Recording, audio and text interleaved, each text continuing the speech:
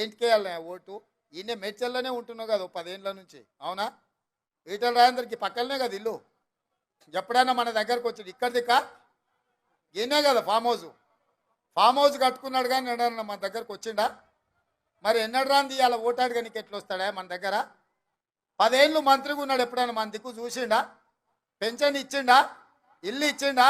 ఉద్యోగం ఇచ్చిండా? ఉపాధి కల్పించిండా? పోనీ ఎట్లున్నామని అడిగిండా? మన పెళ్ళికి వచ్చిండా? మన సావుకు వచ్చిండా? మంచిగున్నామని మనల్ని ఎప్పుడైనా వల్కరించిండా?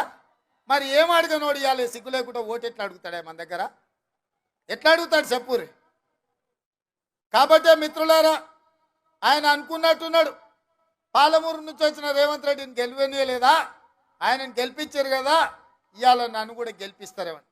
ఆ ఏళ్ళ నేను ప్రతిపక్షాల నుండి ప్రజలతో కొట్లాను కాబట్టి గెలిపించారు. 10 ఏళ్ళు నువ్వు కేసీఆర్తోనే అధికారంలోనే ఉంటాయి, 2 ఏళ్ళ నుంచి మోడీతోనే అధికారంలోనే ఉంటాయి. బీజేపీ నుంచి నిధులు తెస్తా అని చెప్పిండు ఆయన హుజూరాబాద్. ఒకవేళ నిధులే తెచ్చుంటే హుజూరాబాద్లో ఎందుకు ఓడగొడుతుండ్రు ఈటల రాజేందర్ గారు? నిన్ను ఇవాళ హుజూరాబాద్లో ఓడగొడితే ఈడికి వచ్చి గెలుస్తా నువ్వు ఎట్లా అనుకుంటున్నావు?